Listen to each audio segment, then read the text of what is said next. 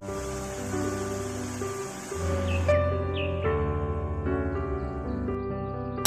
ईश्वरीय शक्ति है ये? हाँ, ये जो प्राचीन है ईश्वर शक्ति है ये। तो उस संत ने जो है बताई थी यहाँ पे कि यहाँ जो है एक संत ने तप किया था, ये सिद्ध जगह है। तो लोग बाग इसको पूजा करने लगे। जब पूजा करने लगे तो ये पर्चा देने लगे। जो हमारे ये मंदिर है, ये पर्वत में प्राचीन मंदिर है। यहाँ जो बाबा लटाधारी रहे वो भी प्राचीन ही बाबा थे। अंतर ध्यान हुए, उन्होंने शरीर पूरा नहीं किया था। वो सिद्ध लटाधारी बाबा के नाम से आज भी रात से 11 साल पहले हमारा गांव बसा, जो उससे भी पहले ही बाबा चले आ रहे।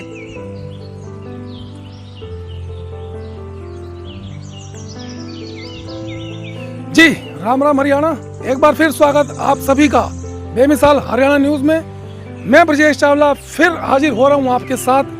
आज एक प्राकृतिक धरोहर के दर्शन करवाऊंगा आपको। अगर आप शिमला, मसूरी या मनाली जाना चाहते हैं, समय की कमी है, बीमारी से डर रहे हैं या फाइनेंशियली दिक्कत है, तो फरीदाबाद में ही ऐसी जगह के दर्शन आपको कराऊंगा कि आप कहेंगे कि हम शिमला, मसूरी ऐसी जगह पर पहाड़ों में हैं। प्राकृतिक सौंदर्य है यहाँ पर, झरना बहता है, दिव्य मंदिर है यहाँ पर, और साथ ही आदि मानवों के चिन्ह है, निशान है। हम बात कर रहे हैं यहाँ पर, हमारे साथ मौजूद हैं कोट गांव से युवा है, हमारे साथ स्टूडेंट है तेजवीर मावी। हम बात करेंगे इससे गांव के बारे में, गांव का इतिहास है क्या, जो मंदिर है, मंदिर का एक जो पहाड़ पत्थर पड़ा हुआ है पूरा हवा में है, क्या इतिहास है। झरना दिखाई दे रहा है यहाँ पर, झरना कितना पुराना है, गांव के इतिहास के बारे में बात करते हैं हम और जानेंगे इनसे कितना पुराना गांव। जी तेजवीर जी नमस्कार जी। हम बात करते हैं आज आपसे गांव के इतिहास के बारे में। कोट गांव है आपका जी, क्या इतिहास है आपके गांव का? हमारे गांव को यहाँ पर बसापत 900 साल कुछ हो गए हैं। जैसे कि आपको अभी दिखाई थी हमने गुफा बाबा की, जो पत्थर है हवा में है, वहाँ पे सिद्ध लटाधारी बाबा ने तप किया था। गांव बसने से पहले यहाँ पे तपस्या में लीन थे वो। गांव वाले बड़े बूढ़ों ने देखा था उसमें अंदर जाते हुए। उसके बाद गांव वाले बड़े बूढ़ों ने उसके पीछा किया जब अंदर गए तो बाबा का पीछा किया। बाबा का पीछा किया था। बाबा के साथ साथ गए तो अंदर बाबा अंतर ध्यान हो गए। बाबा की काफ़ी बड़ी बड़ी लटा थी, लटाधारी के नाम से ही प्रसिद्ध बाबा। जो सच्चे मन से मनोकामना मांगते हैं वो पूरी हो जाती है। ऐसा कहा जा रहा है कि जो मंदिर है आपका सिद्धपीठ मंदिर है, तमाम लोग आते हैं, ऐसा कहा जाता है। कहाँ से लोग आते हैं आपके पास यहाँ पर मंदिर में दर्शन लोग करने? बाग बहुत दूर दूर से आते हैं, विदेशों से भी आते हैं, बहुत दूर से, यानी कि बरसात के मौसम में बहुत ज़्यादा आते हैं। अपने गुड़गांव, दिल्ली के बाहर से घूमने आते हैं यहाँ पर। यहीं पास में झरना भी है अपना, जहाँ पर इसी झरना पर इस बाबा ने, झरना बाबा के नाम से प्रसिद्ध है, जल में बैठ के तपस्या की थी इन्होंने भी। ये झरना बाबा के नाम से ही प्रसिद्ध है। कितने वर्षों से ये झरना यहाँ पर आ रहा है? ये इसका अभी ऐसा कुछ पता नहीं है, लाखों साल पुराना है। इस पे स्टडी करने के बाद हमें पता चला था कि 4.7 करोड़ साल पहले जो हमारे दो महाद्वीप आपस में टकराए थे, जब ये पहाड़ खड़े हुए थे, उस टाइम पे जमुना, ये झरना उसी टाइम से बहने शुरू हो गए थे। तब से ही पानी आता आप स्टूडेंट हैं, क्या पढ़ाई कर रहे हैं अभी? आपने मेरे को कुछ पहाड़ों पर दिखाया था। इग्नू यूनिवर्सिटी में पढ़ाई कर रहा हूँ। जैसे कि आपको दिखाए थे पहाड़ के ऊपर मैंने आदि मानव के हाथ पैरों के चिन्ह है। गुफाओं के अंदर जानवर की आकृति भी बनी हुई है। यहाँ पर बड़ी बड़ी गुफाएं हैं जहाँ पर मुझे कुछ टूल्स भी मिले हैं, हैंड एक्स वगैरह। कोई 14,000 साल पुराने भी है, लाखों साल पुराने भी है। एक हैंड एक्स जो 2.5 लाख साल से ये सभी सामान पड़ा है आपके पास? पूरा पाषाण काल से जो चलता आ रहा है, यूज होता आ रहा है। ये इतना सामान आपने खुद अपने आप खोजबीन की है यहाँ से? जी, मैंने खुद ने की है अपने यहाँ पहाड़ में। अभी और ज़्यादा खोज चल रखी है। एक काफ़ी बड़े सिले पे पैर भी मिले हैं, 2 पैर। मोबाइल में है मेरे पास पिक है उसकी। कहा जाता है कि जस महादेव पार्वती दोनों एक शक्ति हुई थी उस टाइम पे। एक पैर जेंट्स का, एक लेडीज का है। तो ये है आपके पास फोटो? एक बार दिखाएंगे हम प्लीज आपको ये फोटो। बड़ी अच्छी बात बता रहे हैं, ये दिखाते हैं हम फोटो आपको। ये जो आप काम कर रहे हैं, क्या पुरातत्व विभाग से आपने संपर्क किया इस बारे में? ये पुरातत्व विभाग से मैंने संपर्क किया था। बनानी भट्टाचार्य डिप्टी डायरेक्टर जो अपनी हरियाणा की है पुरातत्व विभाग की, उससे संपर्क किया है मैंने।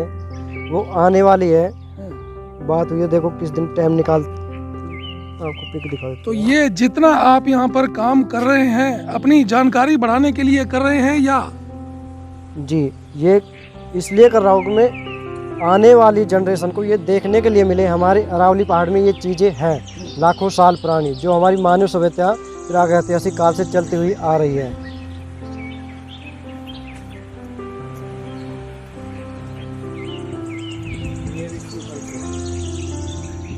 यहाँ पर भी देखोगे आप सेम पैटर्न पूरा, जितनी एक लाइन है उतनी ही दूसरी लाइन है, इससे कम ज़्यादा नहीं है।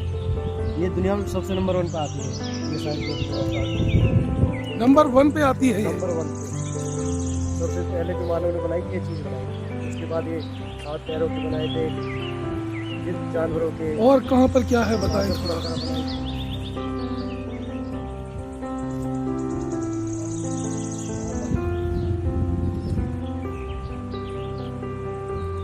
यहाँ पर भी पैर है, ये पंजा जानवर था, बड़ा ही जानवर था। ये शेर जैसा पंजा है।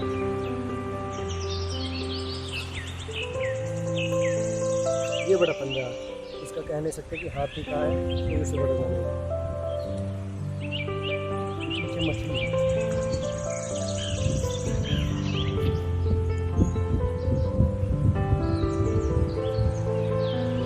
कितना समय पुराना लगता है, क्या लगता है आपको ये?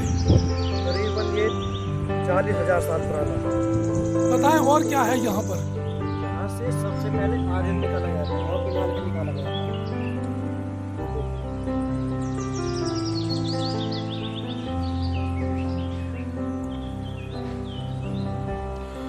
तो तेजवीर जी, इतना ये सामान, इतना पुराना सामान, इतनी कीमती चीजें कहाँ से इकट्ठी की आपने? हालांकि हमें ये समझ नहीं आ रही, आप बताएंगे इसके बारे में, ब्रीफ करेंगे क्या है चीजें और कहाँ से मिली आपको? ये मुझे पहाड़ों में मिली, अलग अलग गुफाओं में। आपके लिए तो ये पत्थर है, मैं इस चीज़ पे स्टडी कर रहा हूँ, मैं इसे देखते पहचान लूँगा कौन सा औजार किस टाइम का है। जैसे कि आप ये देख रहे हैं, एक बार दिखाएं प्लीज। ये हैंड एक्स, ये पूरा प्राचीन काल में यूज हुआ करता था। आदि मानव यूज करते थे ये? आदि मानव यूज किया करते थे इसे। एक ही औजार से अनेक कामों में लिया जाता था। इसके बाद दूसरे मध्य पाषाण काल और पूर्व पाषाण काल के बीच में ये औजार यूज हुआ था, जिससे कि हमारे नुकीले औजार बनाए गए थे। पत्थरों में खांचे खुरेच कर बनाए गए थे, आपने देखे थे गड्ढे गड्ढे हो रहे थे, वो इसी औजार से बनाए गए थे। उसके बाद इससे भी और नुकीले हो जाते ये वाले औजार। जैसे बड़े बड़ी सिलाई होती है, उस पर मुलायम पत्थर होता है, उस पर जानवर की आकृति बनाई गई थी। जैसे मैंने आपको दिखाए थे, हाथ पैरों के निशान भी थे 1-1 फीट के। इसी तरीके से जानवर की आकृति बना रखी थी। जैसे जैसे डेवलप होता चला गया, समय के साथ बदलाव आया और जो इनके यूज करने की जो चीजें हैं ये बदलाव होता चला गया। जैसे कि आप इसे देख रहे हैं नुकीली, ये जानवर के शिकार करके उसकी खाल उतारने के लिए काम यूज किया करते थे उसे। तो कैसे आप इतनी चीजों को कैसे पहचान कर पाते हैं आप? ये इस चीज़ पे मैं स्टडी कर रहा हूँ, अभी टाइम का थोड़ा कंफर्म नहीं है कि अंदाजा है, लाखों साल पुरानी। इसमें जो एक टूल्स की पूरी डेटिंग के साथ बताएंगे कौन सा टूल किस काल में यूज हुआ था। ये एक चीज, ये क्या है, इसके बारे में बताएं, ये क्या है? ये थोड़ा जूम करें, एक बार दिखाएं नजदीक से। ये एक और अनोखी चीज़ मिली थी मुझे, जब गुफाओं में मुझे औजार मिले थे, उसी के साथ मुझे पहाड़ में पत्थरों के बीच में ये मूर्ति मिली थी विष्णु भगवान की, ये जो आप देख रहे हैं। पहाड़ों में मिली आपको? भगवान विष्णु की प्रतिमा है ये? जी, भगवान विष्णु की काल भी मिले आवश्यकता है। जैसे कि अभी कुछ दिन पहले एक कंकाल मिला था, खोपड़ी मिली थी, खोपड़ी थी 2.5-3 फुट की। उसके साथ एक मटका मिला था, मटके में एक राख भरी हुई थी। अच्छा। हम अंदाजा लगा सकते हैं शायद वो उसके खाना वाना होगा जो उस टाइम का राख बन चुका है। तो अभी तक वो मटका और वो राख अभी तक सुरक्षित थी वहाँ पर? सुरक्षित थी, खुदाई के साथ मिट्टी में निकली थी वो राख भी इस तरीके से हो जाती है कि बताया जाता है कि जब हमारे आदि मानव को पहले जलाया नहीं करते, दफनाया करते थे। दफनाने के साथ जो उसका खाना पीना था, उसके औजार थे, जैसे जानवर के कोई सींग वगैरह, हाथी के दांत, उसके साथ दफनाया करते थे, इसलिए वो राख बनी हुई है। तो फरीदाबाद से कोट गांव ज़्यादा दूरी नहीं है, आप आ सकते हैं, प्राकृतिक सौंदर्य का आनंद ले सकते हैं। मैंने बहुत सारी चीज़ें दिखाई आपको, पर्वत शिला दिखाई है यहाँ पर, जहाँ पर गुफा के अंदर जो एक पहाड़ जो बना हुआ छोटा सा एक पत्थर था वहाँ पर हवा में बिल्कुल लटका है, कोई सपोर्ट नहीं लगी हुई। आप यहाँ पर आएँ, प्राकृतिक सौंदर्य का आनंद लें। उन्हें जुड़ेंगे आपके साथ, दिखाएंगे फिर शहर की तमाम खबरें। तब तक के लिए नमस्कार, जय हिंद।